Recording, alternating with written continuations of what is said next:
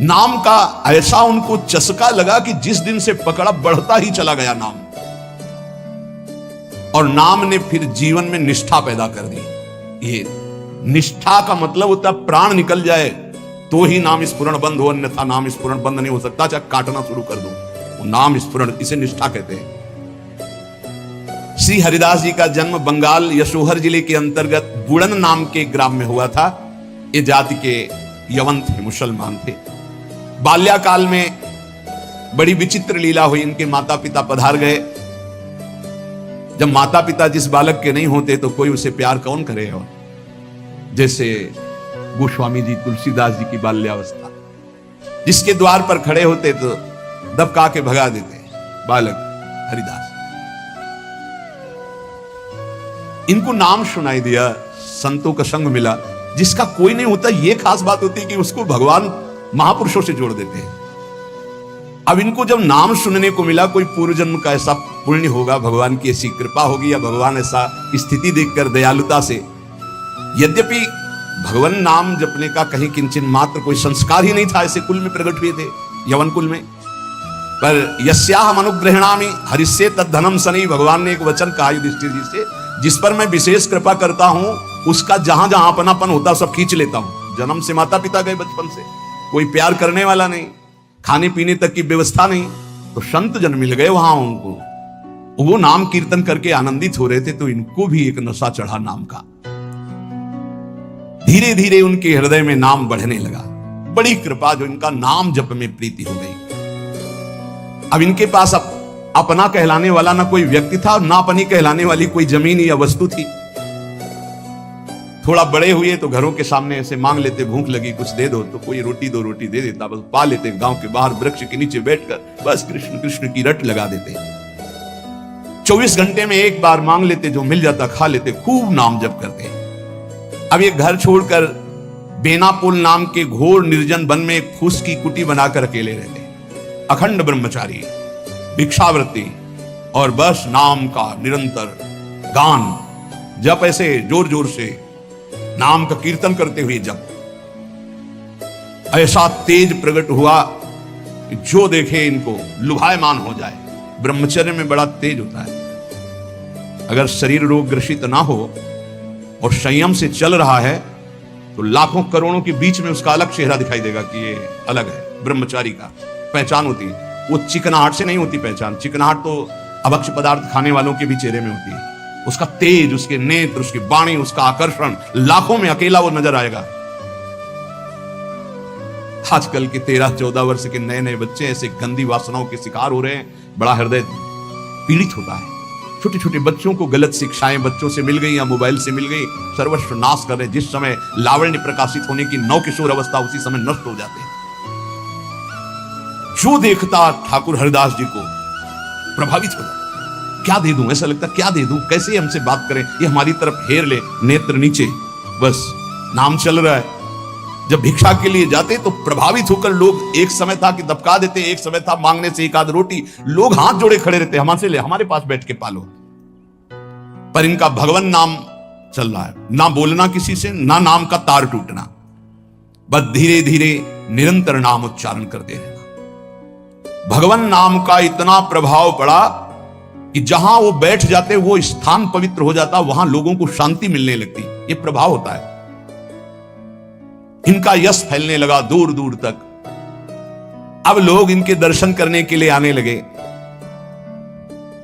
तो जब लाखों की श्रद्धा होती तो 10-5 ऐसे दुष्ट स्वभाव के होते हैं कि उनको ईर्ष्या होती, जलन होती है, अपने आप होती। महापुरुषों से उनको जलन होती है। भगवान की लीला होती। क्या लीला होती है? डंडे में ही झंडा फहराया जाता है। तो ये जो दुष्ट लोग ईर्ष्या करके भक्त को सताते हैं, ये डंडे का काम करते हैं, उनका यश फहराते हैं। जो दुष्ट और ईर्ष्यालु लोग हैं उनको असह्य हो गया यश। लाखों लोग जब हरिदास जी के दर्शन के लिए, तो उसमें से ऐसे भी लोग थे जिनके भारी ईर्ष्या पैदा हुई, कैसे इनको नष्ट किया जाए। ये ऐसे होते हैं ईर्ष्या। पूज्य उड़िया बाबा का जब वृंदावन में यश प्रकट हुआ तो कुछ लोगों ने चंदा इकट्ठा करके बाबा की बीच सत्संग में नाक काटने के लिए आदमी तय किया। वो आदमी चाकू छुपा के गया प्रणाम करने की मुद्रा, और ऐसे जीव तो वहां उनके पार्षद जो मोर छली बुला रहे थे बहुत सावधान, तत्काल पकड़ते पकड़ते चावल भर नाक में चाकू चले गए। बाबा उनको तत्काल एकांत लायक गुफा में ले गए। कहा भैया हमने कभी कोई कटु वचन आपको कहा क्या? तो रो पड़ा। बोले बाबा पैसे में गरीब आदमी हूं, मैं पैसे में बिक गया, मुझे अमुक ने इतने रुपए दिए हैं और कहा इसके बाद इतने रुपए और देंगे, मैं हाथरस का हूं, मैं गरीब आदमी हूं, केवल पैसे के लिए काम, मैं आपको नहीं जानता था और हमसे कहा गया कि जाइए और ऐसा कर। बाबा मुझसे बहुत गलती। बाबा ने कहा कोई बात नहीं है, कुछ पैसे अपनी तरफ से दिलाए और कहा हाथरस की गाड़ी में बैठा के आओ। अपने जनों से कहा कसम हमारी है अगर इसको एक शब्द भी कहो, तो सम्मान पूर्वक उसे हाथरस सुरक्षित भिजवा दिया। अकारण द्वेष मानने वाले पैदा हो जाते हैं जब किसी का यश होता है। कैसे इनका यश नष्ट हो? ये ईर्ष्यालु एक रामचंद्र खां नाम के बड़े जमींदार थे। यार हमारे पास तो जमीन रुपया पैसा कोई नमस्कार नहीं करता है, 2 रोटी मांग के खाने वाला नाम जपती, इसको जिसको देखो प्रणाम करता चलता। ये लगता है कौन भाई? बोले बाबा जी। बाबा जी तो एक लगता है क्या है, मतलब बाबा जी क्या है? उसको लगा मैं जमींदार हूं, रुपया है पैसा है, हमें तो कोई नमस्कार नहीं करता है, इसको जो देखो नमस्कार कर रहा है, कैसे इसका यश नष्ट करूं? तो पहला बाण होता है कामिनी। जब कभी किसी को नीचा दिखाना होता है, ऐसा होता है जब कभी किसी का यश होता है तो विविध प्रकार की माया के पार्षद अपना प्रयास करते हैं। तो उसने विचार किया कि इसका कैसे नाश किया जा सकता है, कैसे नीचा दिखाऊं, इसके बड़े हुए यश को कैसे मिट्टी में मिलाऊं। जमींदार तो था ही, पैसे थे ही। उसने विचार किया कि इनके पतन करने के लिए, इनका पतन भी करूं उपहास भी करूं, दोनों बातें हो जाएंगी। उसने नवीन अवस्था की वैश्या 2 जो उसके परिचय में थी, उनमें से एक को देखा जो बहुत प्रवीण, बहुत सुंदर, बहुत चालबाज, चतुर। उसे कहा जितना रुपया चाहोगे उतना देंगे, बस इनकी कुटिया में जाओ, इनको पतित कर दो, फिर हम अल्लाह मचा देंगे और तुम हां बोल देना। वो पैसे में बिकने वाली उसको तो क्या, पर सीमी की चाप सके को ताशु, बड़ रखवार रमापति जाशु। जिसके बड़े रक्षक भगवान है उसको कौन पतित कर सकता है, नीचा दिखा सकता है? एक बार गदाधर भट्ट जी का बहुत बड़ा यश फैला हुआ था। जब वो सत्संग करते तो हजारों लाखों लोग सत्संग का आनंद लेते। उसमें एक कल्याण सिंह नाम के जमींदार धनी मानी आते थे। अब सत्संग में संयम की चर्चा होती, तो जब से सत्संग सुना उन्होंने अपनी पत्नी से बात नहीं किया। गृहस्थ धर्म का जो संयोग है उन्होंने बात ही नहीं की। पत्नी ने देखा कि हमारे वर्षों होते जा रहे हैं और हमारे पति हमारे हाथ से गए। यद्यपि उनके सौम्य बर्ताव, बड़ा साधुता का बर्ताव, पर वो काम से पीड़ित होकर के हमारे जीवन में आग लगाने वाला एक गदाधर भट्ट जी हैं। अगर ये कथा ना करते तो हमारे पति का स्वभाव ना बदलता और हमारा जीवन गृहस्थ धर्म नष्ट ना होता। देख लेंगे हम इनको। और वो जमींदार धन था। एक भिखारिन गली में जा रही थी मांगते हुए, बुलाया उसको और गर्भवती थी। बोले तुम्हारे गर्भ का खर्चा, परिवार का खर्चा जब चाहोगे उतना धन देंगी, बस एक बात है। उसने विचार किया कि अगर गदाधर भट्ट पर अश्रद्धा हो जाएगी तो मेरे पति पुनः वापस हमें मिल जाएंगे, क्योंकि उन्हीं की बात पर वो आकर के ब्रह्मचर्य रह रहे हैं, संयम से रह रहे हैं। बोले तुम कथा के बीच में जाओ और कह दो जब ये नहीं था तब तो खूब आते थे और जब ये दे दिया तो आने बंद कर दिया, अब क्या व्यवस्था होगी इसकी? बस इतना तुझे बोलना है। वो जानती थी इतना बोलेगी कि लाखों की अश्रद्धा हो जाएगी। खूब सत्संग का रंग जमा हुआ था। इतने में वो आई और ऐसे सामने खड़ी हो गई। सब लोग आश्चर्यचकित। थोड़ा अच्छा कपड़ा पहना दिया था उसको। उसने कहा महाराज अब तो प्रवचन में लग गए, जब गर्भ नहीं था तो खूब आते थे और जब गर्भ रह गया तो अब आए नहीं, इसका पालन कौन करेगा? बोले आराम से बैठो, जिसने गर्भ दिया अवश्य पालन करेगा, हर व्यवस्था होगी। बिल्कुल तो कोई आश्चर्य उनको नहीं हुआ। वो समझ गए कि भगवान का कोई खेल है। उनका आराम से बैठो, पक्का जिसने गर्भ दिया उसका पालन करेगा। बोले बातों में मत फुसलाइए, आप समझ रहे ना? अब काना पूछिए ऐसा भी है, हम तो ऐसा नहीं। अरे बोले हम तो पहले कह रहे थे। अब उनमें जो तर्क वाले, संशय वाले थे उनके गुट होने लगे, चर्चाएं होने लगी, अब हाहाकार मच गया। तो कुछ तो ऐसे भक्त थे जो प्राण दे दें, तो उनका ऐसा हो ही नहीं सकता, ऐसा नहीं हो सकता। वो एकदम पागल हो गए कि ऐसा नहीं हो सकता। इसके बाद धीरे से सामने से गए, उसको इशारा किया बैग के लिए। वो उठी, पीछे आई, कहते हैं सत्य बोल, अगर सत्य नहीं बोली तो उसने कहा कि हमें क्षमा किया जाए। जब भय चारों तरफ से 50 आदमी श्रद्धालु को मैं मर सकता हूं लेकिन मार नहीं सकता, ऐसा समझ गई कि मार डाली जाऊंगी, तो उसने कहा कोई कल्याण सिंह गई में कथा सुनने वालों में तो राजपूत थे तो तलवार सब, वहां मेरा नाम बोले तो आपकी पत्नी ने इतनी हमको स्वर्ण मुद्राएं दी है और इतनी बाद में देने, केवल ये बोलने को कहा था, सो मैं बोल चल सभा में बोल। सभा में बुलवाया और भागे अपनी पत्नी के। गदाधर भट्ट जी ने कहा यही कथा सुना? अरे वो तो विकार से पीड़ित हो रही, तुम तो सत्संगी हो, धैर्य धारण को कुछ नहीं, क्या ये भगवान की अनुकूल प्रतिकूल माया की लीलाएं होती है, शांत पुनः सत्संग सुनो। और कहा मैं वचन दो हमारे सामने कि तुम अपनी पत्नी को एक शब्द भी नहीं कहोगे। और देखो गृहस्थ में संयम का ब्रह्मचर्य रहा जाता है, उसमें अखंड ब्रह्मचर्य नहीं रहा जाता। पानी ग्रहण किया है तो संयम पूर्वक, जितना आप प्यार पूर्वक संयम से ब्रह्मचर्य रहो, फिर गृहस्थ धर्म का समझाया उनको। तो बड़े बड़े महापुरुषों के जीवन में होता है। रामचंद्र खान ने एक वैश्या से कहा तुम जितना रुपया मांगोगे देंगे, इनको भ्रष्ट कर दो, फिर हल्ला मचा देंगे, फिर इनका सब यश धूल दूषित हो जाएगा। पर उनको यह नहीं पता था कि ये भगवान के दास हैं, इनकी सुरक्षा स्वयं भगवान करते हैं। करो सदा तिनके रखवारी, जिम बालक राखे माता। जैसे मां दिखाई नहीं दे रही, बालक खेल रहा है, लेकिन पक्का मानिए मां की दृष्टि वही है, अपने बच्चे पे है। कहीं कोई ऐसी बात ना हो जाए जो हमारे बच्चे को दुख हो जाए, वो कार्य करती हुई एक दृष्टि में देखती रहती है। मेरे प्रभु अपने जन को हर समय देखते रहते हैं, हर समय से। जहां मेरा भक्त चरण रखे वहां रखूं मैं हाथ। बस लीला समझ पाना बहुत कठिन है भगवान की। संपूर्ण संसार एक तरफ विरोध करने लगे तो भी भक्त का बाल बांका नहीं हो सकता। जो होगा विधान भगवान की तरफ से होगा। पर नीच पुरुष अपनी नीचता से बाज नहीं आता। उसने 16 वर्षीय वैश्या को, जो बड़ी रूपवती थी, बड़ी प्रवीण थी, चालबाज थी, चतुर थी, उसको खूब श्रृंगारित करके भेजा, जाओ और उनको भ्रष्ट कर दो। जंगल में रहते थे। उसको भी गर्व था कि कोई ऐसा पुरुष पैदा नहीं हुआ जिसको मैं चाहूं और भ्रष्ट न कर सकूं।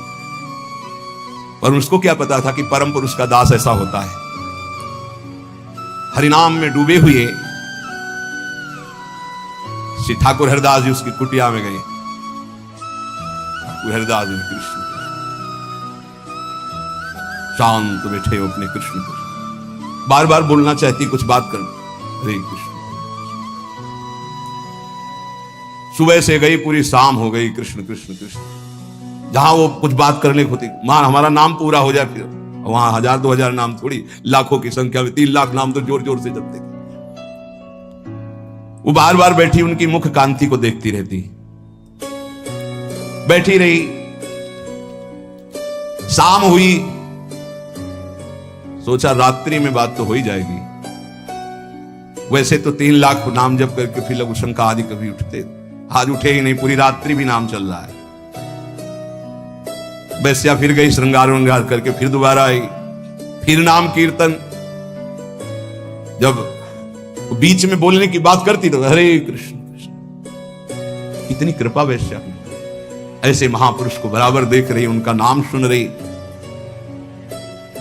तीसरे दिन एकदम विचलित होकर के, आप हमसे बात क्यों नहीं करते? रुके, हाथ जोड़ा और कहा आपसे अच्छे से बात करूंगा, हमारी नाम जब की अभी संख्या पूरी नहीं हुई, उसको पूरी हो जाए। ऐसे अमृत में वचन की हृदय एकदम हाय मच गया। ये क्या? वैसे मैं पापिनी हूं, नीच हूं, गंदा आचरण करती हूं, ऐसे महापुरुष के लिए गंदी बात सोच रही। 3 लाख नाम की फिर तार चल पड़ा। हरे कृष्ण, उच्च स्वर से रोने लगी, शुरू हो गई हरे कृष्ण। साथ में हरिदास जी ने देखा, अब क्या प्रभाव। हरिदास जी अब बोले, हाँ अब बात कर सकते, तो बात करने लायक नहीं रह गई। अश्रु प्रवाह चल रहा था और कृष्ण नाम चल रहा था। उठी और चरणों में लौट गई, का धिक्कार है मुझ निज पापिनी को कि आप जैसे महापुरुष के लिए मैंने गंदी बात सोची, मुझे क्षमा कर दीजिए। चिल्ला चिल्ला करके रोने लगी। उन्होंने कहा, दुखी नहीं होना, मेरे प्रभु तुम पर बहुत कृपा की है।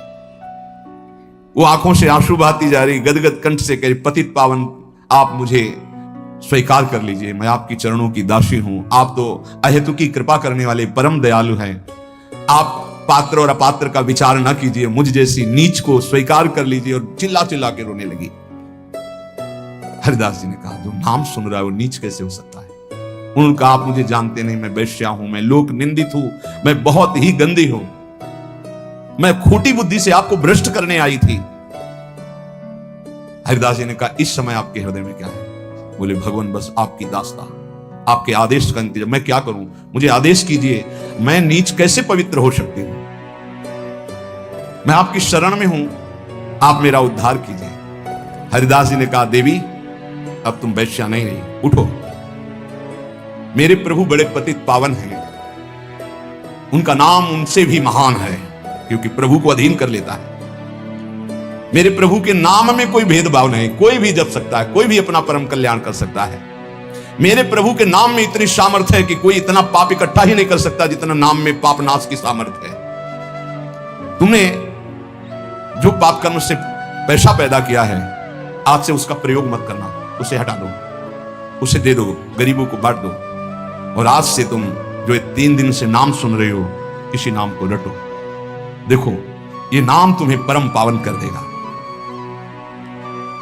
वैश्या ने कहा अब तो मैं जाऊंगी नहीं अपने घर, संपत्ति बांटने की तो बात, अब वहां जाऊंगी नहीं। तो उन्होंने कहा फिर इसी कुटिया में रहकर तुम नाम जप करो। मैं चला, वो वैराग्य लेके उसी कुटिया में नाम जप करने लगी और उसका नाम हरिदासी हुआ।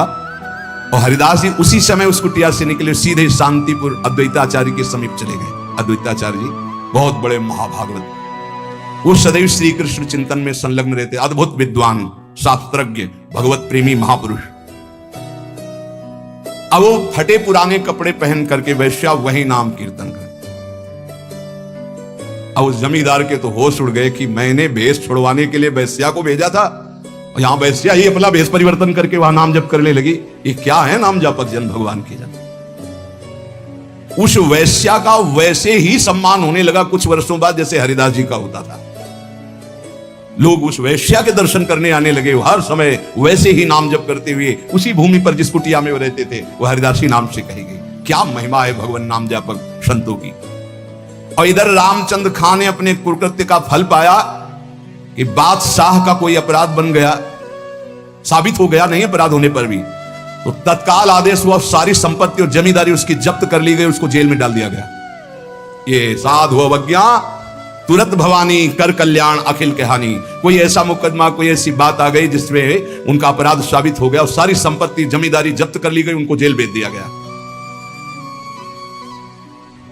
खाने की भी व्यवस्था भंग कर दी गई, जेल में भारी कष्ट उनको दिया गया।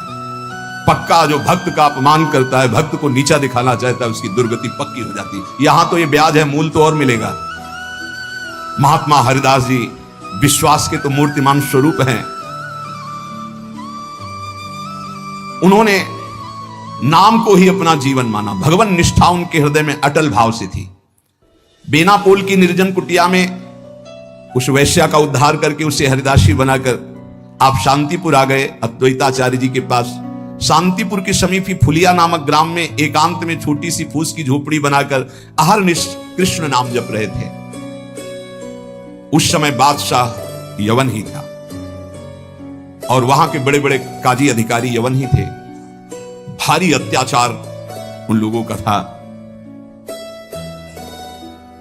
यहां तक कि उनके धर्म के विरुद्ध कोई चू नहीं बोल सकता था, सत्ता थी। अब जब वहां काजी को पता चला कि रात दिन ये नाम जप करता है और यवन धर्म से इसका जन्म है, तो उनके मन में आया कि इसको दंड दिलाया जाए कि बड़ा इसका सम्मान हो रहा है। काजियों का ये समझो एक तरह के वो बादशाह ही होते थे, बादशाह उन्हीं के इशारे से चलते थे। गोराई नाम का एक काजी था जो बहुत ही कठोर और कर्कश स्वभाव का था। हरिदास जी का प्रभाव देखकर वो ईर्ष्या से देखता। मतलब कुछ लोग ऐसे देखते हैं कि बस उनके पास जो है वो भस्मासुर वाली ताकत नहीं है कि हाथ धर दे भस्म हो जाए, नहीं तो भक्तों को वो भस्म ही कर दे, ऐसी दृष्टि होती है। तो दृष्टि से पता चलता है। वो हरिदास जी को ऐसे देखता कि कैसे इनको नष्ट कर दूं। और जब उसको ये पता चला कि यवन धर्म के ही है, तब तो बढ़िया उसको रास्ता मिल गया। हरिदास जी का प्रभाव दिनों दिन बढ़ता चला जा रहा था। उसने विचार किया कि यवन धर्म के होकर के हिंदू धर्म का नाम ले रहे हैं, ये तो कुफ्र है, काफिर है, ऐसा काजी ने विचार किया। इसे बादशाह के सामने पहले पेश करें, फिर इसको दंड निर्धारित करें। गुराई काजी ने विरुद्ध राज दरबार में अभियोग चला दिया ठाकुर हरिदास जी की। राज आज्ञा हुई तत्काल गिरफ्तार किया जाए, क्योंकि बादशाह यवन था। हथकड़ी बेड़ियों से जकड़ लिए गए ठाकुर हरिदास जी। डरना नहीं, ये डिग्री वालों की बात है जो उच्च कोटि के महापुरुष हैं। तुम मत सोच लेना कि हम राधा राधा जपेंगे तो ऐसा नहीं। भगवान वो सामर्थ्य देते जो प्रहलाद जी को सामर्थ्य दी, वही ऐसे भक्तों को सामर्थ्य देते। ऐसा नहीं है कि अपने सामर्थ्यहीनों को ऐसा प्रश्न कर, ऐसा नहीं, डरना नहीं कि भगवान बड़ी भारी परीक्षा लेते। हथकड़ी बेड़ियों से जकड़ लिए गए और इनको पेश किया गया निरपराध हरिदास जी को अपराधी की तरह। बादशाह ने देखा 9 युवक तेज से प्रभावित, मानो पूरा सभा आश्चर्यचकित और आलोकित हो गई हो, प्रभावित हो गए। जो यवन बादशाह थे और कहा सम्मान से इनको बैठाला जाए। आसन दिया गया, आसन पे बैठे। हरिदास जी जब बैठ गए तो बादशाह ने कहा कि आपने स्वाभाविक धर्म परिवर्तन किया है। तुम्हारा जन्म तो मुसलमान के घर में हुआ है और ये तुम्हारी, जैसे अपने भगवान का नाम लेते हैं, जैसे अपने भगवान का नाम लेके बोले कि तुम्हारी तो कृपा ही जो है, जो यवन धर्म में तुम्हारा जन्म हुआ। बादशाह ने कहा तुम काफिरों का आचरण क्यों करते हो? इससे तो तुम्हें नर्क जाना पड़ेगा। मुझे बड़ी दया आ रही तुम्हें देखकर, दंड देना नहीं चाहता, फिर भी तुम तौबा बोलो, प्रायश्चित करो और कलमा पढ़ो, छोड़ो इसे, तो तुम्हारे दंड में हम कुछ कमी कर सकते हैं, नहीं तो भयानक दंड तुम्हें मिलेगा क्योंकि तुम काफिर हो। सुख की प्राप्ति धर्म से चलने से होती, तुम धर्म का त्याग कर चुके हो। हरिदास जी ने कहा श्रीमान महाशय, आपने जो कुछ कहा आप अपने ज्ञान के अनुसार, विश्वास के अनुसार, धर्म के अनुसार ठीक बोल रहे हैं। आपका विश्वास आपको फल देता है, ठीक कह रहे हैं। क्या कोई हिंदू आपके धर्म को स्वीकार करेगा?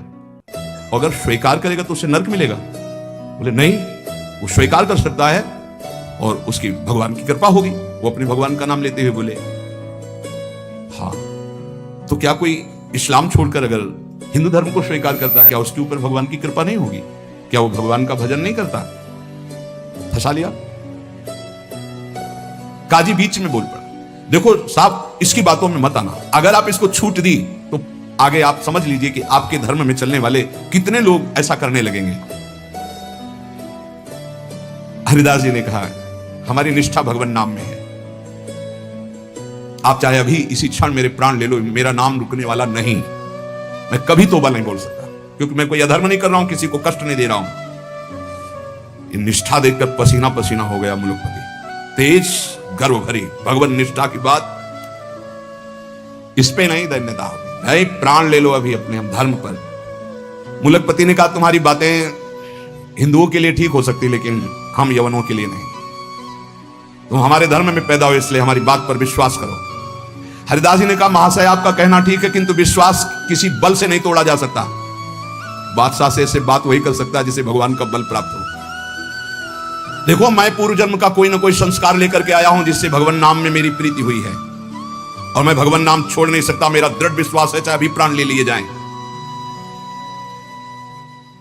और अगर आप ऐसे ही दंड देने वाले हैं तो कितने लाखों हिंदुओं को मुस्लिम बना लिया, क्या उनको दंड दे रहे हैं आप? यदि ऐसा वो दंड के अपराध भागी नहीं बने कि हिंदू धर्म छोड़कर आपने उनको यवन धर्म में बना लिया, तो मैं यवन धर्म छोड़कर अगर नाम जप करता हूं तो मैं अपराधी कैसे हो सकता हूं? बादशाह चुप हो गया। गुराई काजी ने देखा यहां मामला तो उल्टा हो गया। अब जोरों के साथ कहा हम ये सब कुछ नहीं सुनना चाहते, इस जो धर्म के प्रतिकूल चले उसको दंड देना चाहिए। तुम अधर्म कर रहे हो, तुम काफिर हो, तुम्हें दंड मिलना चाहिए।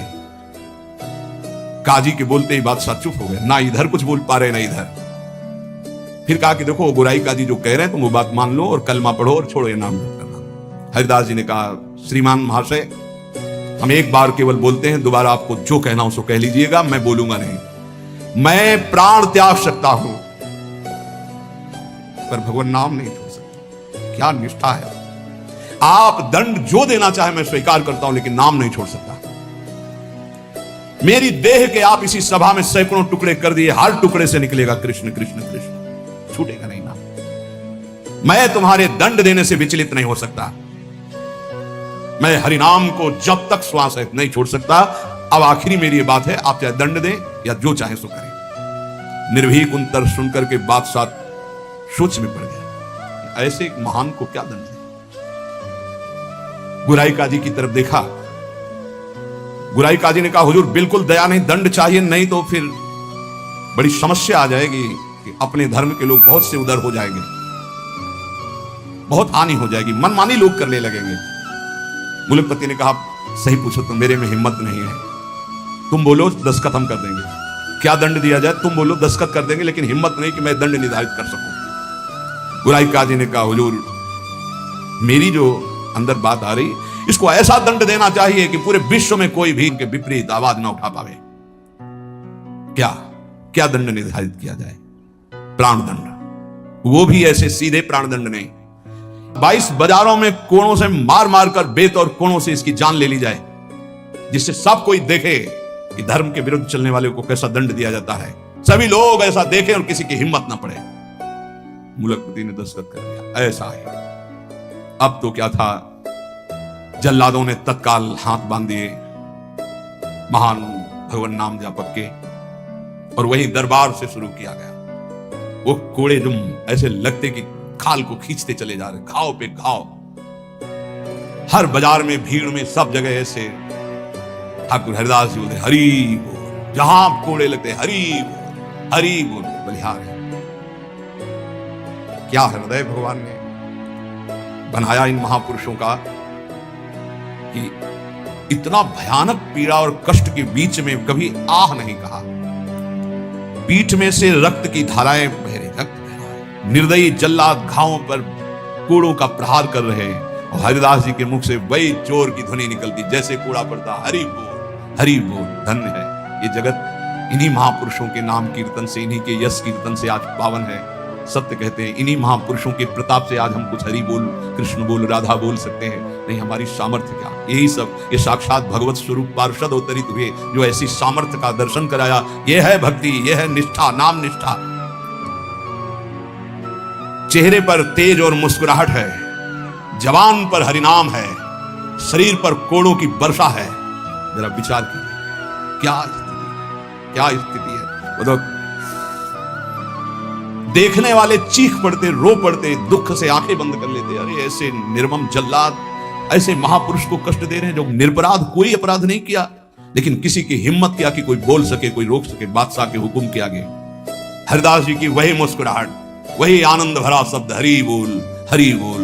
जल्लाद पीटते चले जाते हैं, 22 बाजारों में घुमा घुमा करके कोड़ों से मार मार करके लथपथ मांस के टुकड़े गिर रहे हैं, ऐसे कोड़े मारते कि चिथड़ा हो जाता शरीर। जल्लाद आश्चर्य में हो गए कि किस माटी का बना हुआ ये भगत है, एक बार भी उफ नहीं निकला, आह नहीं निकला, हरि बोल, हरि बोल। और जहां वो मारते कोड़े और कहते, अब भी कहता है हरि बोल, हरि बोल, तो मुस्कुरा के देखते बोले तेरा भी कल्याण हो गया, क्योंकि वो भी यवन जल्लाद थे। वो गुस्सा में बोलते, अब भी कहता है हरि बोल, हरि बोल, तो कहते तेरा भी कल्याण हो गया, क्योंकि तू भी 2 बार तो हरि हरि बोला, तेरा भी कल्याण हो गया। ऐसे कोड़े चल रहे थे कि 10-5 कोड़ों में ही मृत्यु हो जाए आदमी की। पीठ पर असंख्यों कोड़े,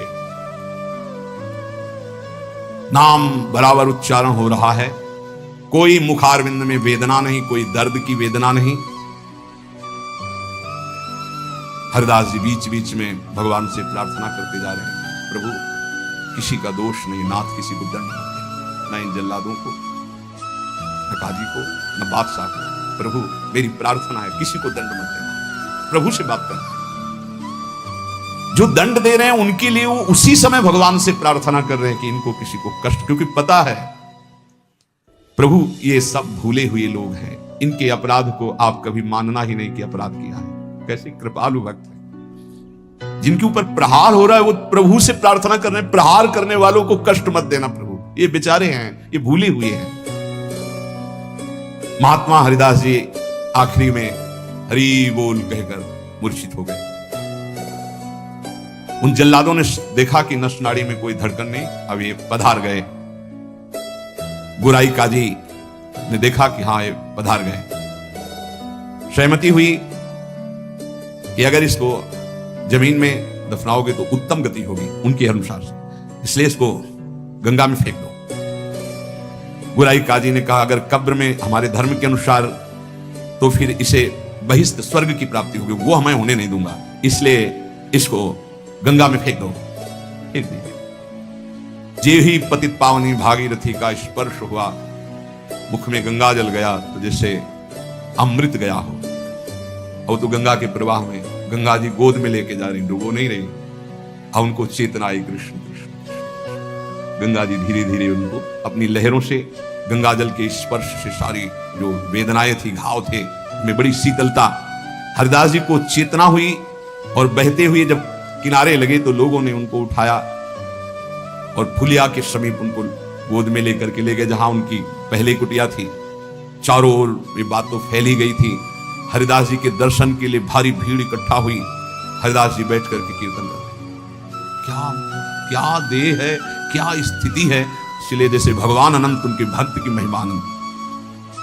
गंगा जल के स्पर्श से सारे घाव खत्म हो गए, किसी औषधि की जरूरत नहीं पड़ी। चमत्कार।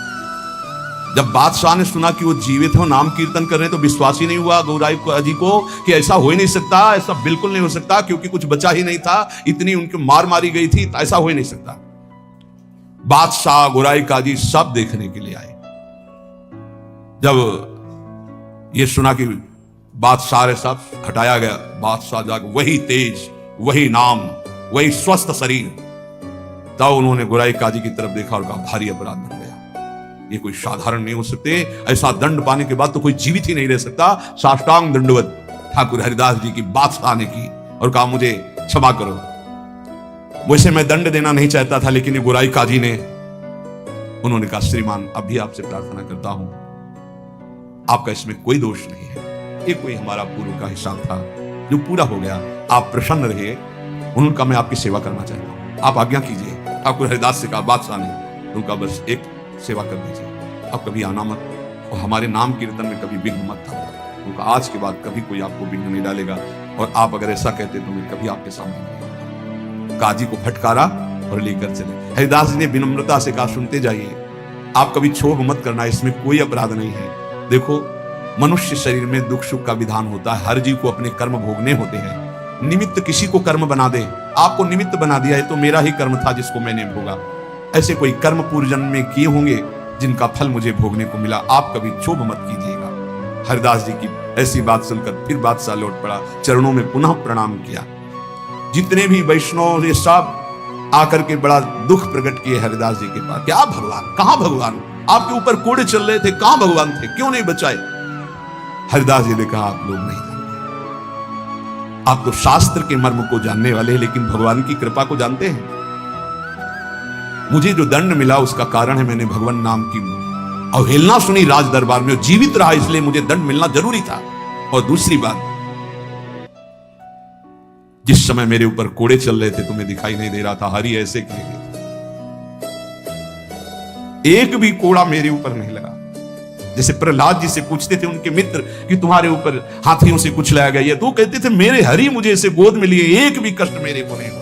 ठाकुर हरिदास जी कह रहे तुम्हें नहीं दिखाई दिया, तुम कोस रहे हो प्रभु को। जिस समय कोड़े चल रहे थे हरि ऐसे शास्त्र बाहुओं से मुझे ढके हुए थे, वो कोड़े हरि के ऊपर चल रहे थे, मेरे ऊपर नहीं। वो हरि वार ले रहे थे, मेरे ऊपर नहीं। तभी वो जोर से बोलते थे हरि बोल, क्योंकि हरि पास है। ये भक्त जानता है, बाहरी क्या जाने। मुझे तो तनिक भी दुख नहीं हुआ, ना क्लेश हुआ। बस आप सब भक्तों से यही कहते हैं, ठाकुर हरिदास जी करें, आप अविश्वास मत कीजिए प्रभु पर। उनके नाम में अपार सामर्थ्य, मुझे जो सुख मिला है वो तुम्हें कैसे बताऊं।